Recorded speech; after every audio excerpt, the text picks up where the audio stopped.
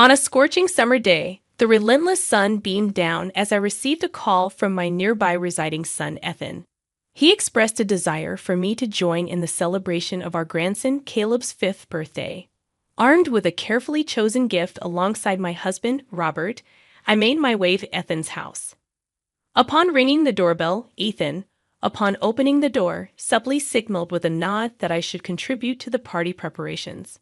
Suppressing any unease, I utilized the available ingredients in their kitchen to prepare dishes for Caleb, the birthday boy. As I arranged them on the dining table, aiming for a vibrant display, Ethan's wife, Sarah, interrupted, stating that it was sufficient as they were expecting friends soon. Confused by her remark, Ethan chuckled and advised me to leave the gift and depart swiftly. Feeling somewhat embarrassed, I cast my gaze downward. Robert, observing the couple's behavior, whispered that this might be the last time. Reflecting on my own educational journey, I recognized that society often harshly perceives those who drop out of high school. While I never regretted my decision, societal judgments sometimes weighed on me. Fortunately, Robert, with his impressive academic background, never judged me based on titles, teaching me that true elites don't solely assess others based on education.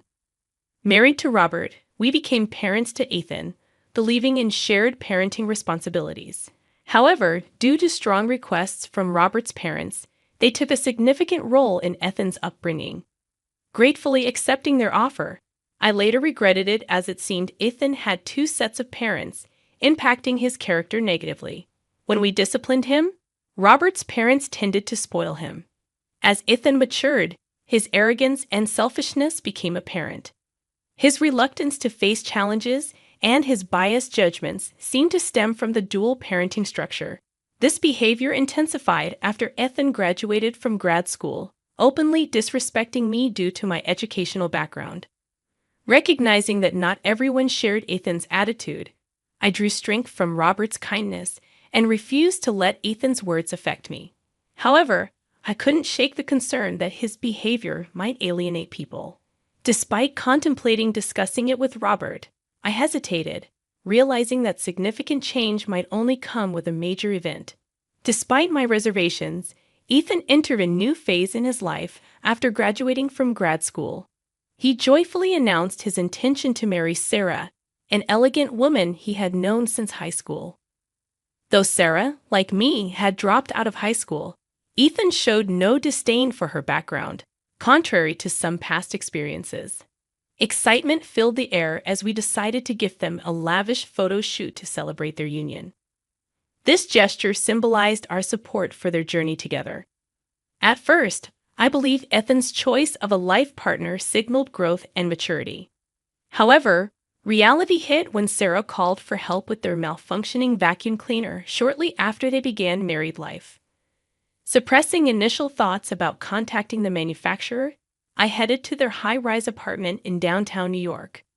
Upon reaching their room, I was surprised to find both Sarah and a child inside, someone I hadn't met before. Assuming it was a relative's child they were looking after, I refrained from mentioning it. The purpose of my visit was to inspect their faulty vacuum. As I opened it, I discovered that the filter was completely clogged. While replacing it, I couldn't help but wonder if they were aware of the need to change filters regularly. The vacuum started working smoothly again, and Sarah, genuinely surprised, thanked me, admitting she didn't know vacuums could get like that. In that moment, I questioned if she was joking, unsure of whether her ignorance about vacuum maintenance was genuine or a playful remark. As I glanced around, I couldn't ignore the laundry haphazardly hung up and the wrinkled tablecloths. It dawned on me that Sarah might not excel in household chores, a trait I hadn't noticed during our initial meeting. Anticipating potential future calls for basic household matters, I decided to provide Sarah with a brief tutorial. Sarah, I began about the vacuum filter, only to be interrupted by her casual response. Oh, when it gets full again, can you take care of it? Taken aback by her nonchalant attitude, she continued, Ethan told me that if there's any trouble, I should just get you to handle it. Speechless, I realized that even Ethan's wife, Sarah, regarded me as little more than a maid. Despite Ethan's history of looking down on me, I never expected this from his spouse.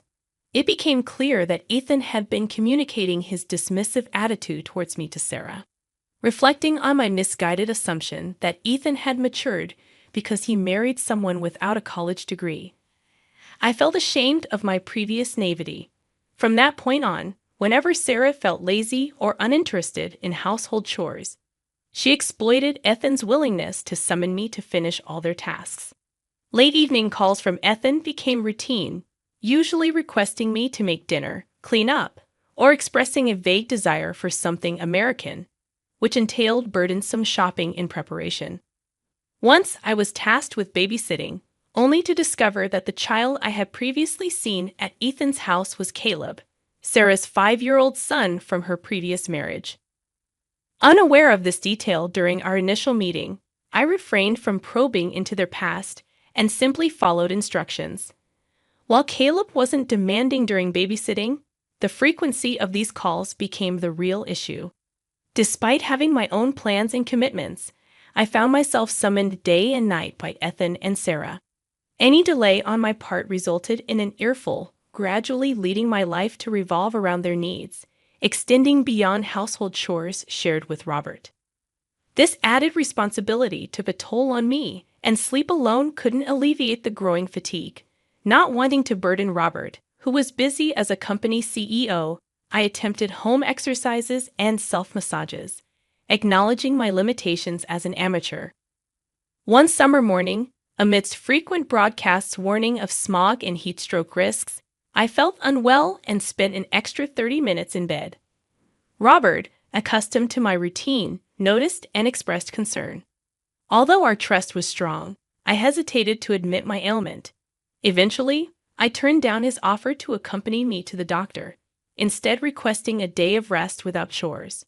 However, even in my weakened state, Ethan's phone continued to ring. Answering with a weary body, I was instructed, as usual, to clean and look after Caleb at Ethan's place. Wanting to uphold my promise to Robert, I informed Ethan about my condition and expressed my inability to come that day. Ethan, dismissing my right to refuse, asserted, "We've got an unavoidable commitment, so you better be here," hanging up before waiting for my response. Despite my fatigue, the thought of leaving little Caleb alone compelled me to push through and head over to Ethan's place.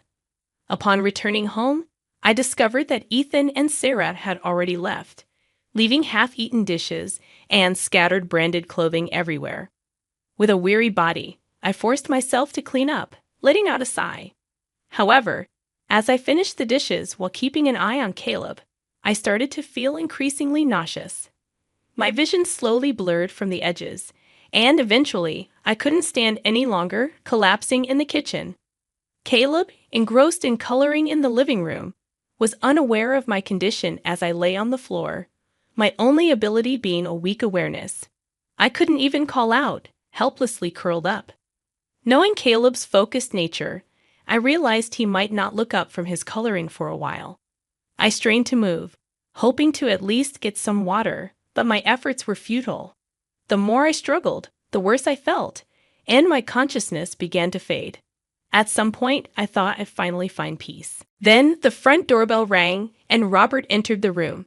Seeing me, he gently picked me up, expressing concern. He assured Caleb, "I'm going to take your grandma home, okay? You'll be all right by yourself." Caleb, looking worried, nodded. Robert brought me to his house, hydrated me, and carried me to bed. Apparently, in addition to already being unwell, I had become dehydrated due to accumulated fatigue. With shallow breaths, I managed to apologize to Robert, saying, "I'm so sorry for being a burden." He shook his head silently, squeezing my hand. Reflecting on the moment before heading to Ethan's house, I felt relieved that I had quickly informed Robert. Despite promising to rest at home, going out felt like betraying Robert's kindness. Having updated Robert just in case, true to his word, he arrived to pick me up from Ethan's place after wrapping up his work. His timely presence couldn't have been more comforting, and feeling safe in bed, I drifted into a deep sleep. Upon waking up at dinner time, I felt rejuvenated after some rest and hydration, heading to the kitchen to prepare dinner. To my surprise, a meal, likely prepared by Robert, was already set, waiting to be served. Spotting Robert engrossed in a magazine on the couch, I expressed my gratitude for his thoughtful gesture. Noticing I was up, Robert looked up with concern and asked, "You all right?" I replied with a thankful smile, saying, "Thanks to you, yes. And thank you for preparing dinner." Chuckling, Robert said, "No problem at all." The relaxed atmosphere as we finished dinner on the sofa was heartwarming. As we settled in, Robert broached the topic of Ethan. Feeling that the problem was no longer mine alone, I decided to open up. I explained how Sarah struggled with household chores, and Ethan consistently delegated tasks to me. I shared the challenges of managing my health, especially due to the responsibilities dumped on me, including caring for Caleb, Sarah's son from her previous marriage. As I spoke about my own inadequacies, Robert crossed his arms, putting a hand to his chin in deep thought. Unsure of what was on his mind, I awaited his next reaction, fearing disappointment. However, when he looked at me again, his expression was calm, suggesting that I should stop visiting Ethan's place. From that point on, I received frequent calls from Ethan, but I chose not to respond. Despite feeling sorry for Caleb, I recognized that I wasn't their housekeeper and couldn't overexert myself, especially after causing worry to my dear husband. After a few weeks, a different kind of message arrived. A birthday party invitation for Caleb's once-a-year celebration. After discussing with Robert, we decided to attend and celebrate together. Upon reaching Ethan's place on the day of the party, he immediately instructed me to prepare a lavish meal, a task I anticipated. I looked up easy party recipes online and started making dishes like gratin, potato salad, and vegetable broth soup. As I laid out the colorful spread, Sarah, smiling, mentioned that their friends would be arriving soon, implying that my role was limited to cooking. Despite their worsening attitude, I held back my anger for Caleb's sake. Joining in with Sarah, Ethan chuckled and suggested I drop off the present and leave. Feeling ashamed, especially in front of Robert, I looked down. Robert, quietly observing the situation, murmured in a barely audible tone, "Well, it's gonna be the last time this year." Ignoring Robert's comment, Ethan urged me to leave quickly. Unable to directly celebrate Caleb's birthday, Robert and I left Ethan's house, overwhelmed with guilt. Quickly apologizing, I was met with Robert's firm response, "No, it's him who's wrong." He then drove me home before heading to work. Left alone at home, I sat on the living room couch and soon fell asleep, unable to resist the sudden wave of fatigue. I wished to forget the shame I caused Robert as soon as possible. A few days later, around 7 a.m., the doorbell rang, accompanied by the sound of heavy footsteps. Ethan burst into the room, yelling about being transferred to the regional planning department. His face reddened to the point where his veins bulged, and it seemed Robert had given Ethan a transfer order. Calmly responding without changing his expression, Robert explained, "It's the consensus of everyone." The truth revealed that after Ethan graduated from graduate school and struggled to find a job, he joined Robert's company through connections. While Robert's character facilitated Ethan's employment, his unsatisfactory work performance caused problems for everyone in the company. Ethan's inability to produce results at work, coupled with his misuse of company funds for personal entertainment and golfing, had been an ongoing issue. Robert had repeatedly warned and urged Ethan to improve, but his son remained unresponsive. Ethan's unreasonable demands towards me seemed to be the last straw for Robert. With the company's impending international expansion, Robert decided to transfer Ethan to a regional miscellaneous task department with the support of the executives. Robert, who had always believed in people's capacity to change, had held out hope for Ethan's sincere improvement. However, Ethan's consistent lack of growth seemed to have exhausted Robert's patience. The transfer marked a significant fall in Ethan's standing both within the company and his family. When Robert explained the reason for the transfer and told Ethan that he wouldn't recognize him until he cooled down and repented, Ethan trembled. In a desperate attempt, he warned Robert about not seeing his grandson again, referring to Caleb. However, Robert stood firm, revealing that Caleb wasn't their real grandson, with no blood connection.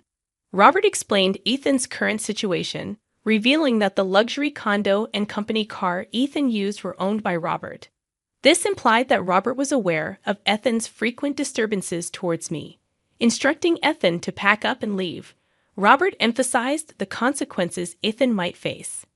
Realizing the gravity of the situation, Ethan began to apologize profusely, but Robert, known for his decisive leadership, remained unmoved. As Ethan limped towards the exit, Robert sternly told him to grow up and not blame the child. Ethan's transfer to Nebraska followed, and a few days later, he called seeking help with credit card payments, revealing Sarah's misuse of his card. Neither Robert nor I were willing to assist until we saw a genuine change in Ethan. This marked a shift in our approach, choosing not to enable his irresponsible behavior. As I hung up the phone, I reflected on Ethan's current struggles, acknowledging that he was now experiencing the real world's challenges. While I felt a bit guilty for putting pressure on Sarah, considering our role in shaping Ethan's character, I believed in the concept of karma. People find happiness through compassion and personal growth, not just through surrounding themselves with luxuries. With my newfound freedom from Ethan's constant summons, I embraced a new hobby, trying out various baking recipes and sharing photos on social media. The positive comments I received boosted my self-esteem, and I felt more fulfilled than before. Meanwhile, with Ethan's transfer, the previously struggling department Robert oversaw regained momentum. The company's rapid growth contributed to Robert's increased recognition in the CEO community. I celebrated Robert's success and held hope that Ethan would one day undergo a sincere change, realizing it was all done out of love. When that day comes, I'm open to cooking a meal for Ethan and his family.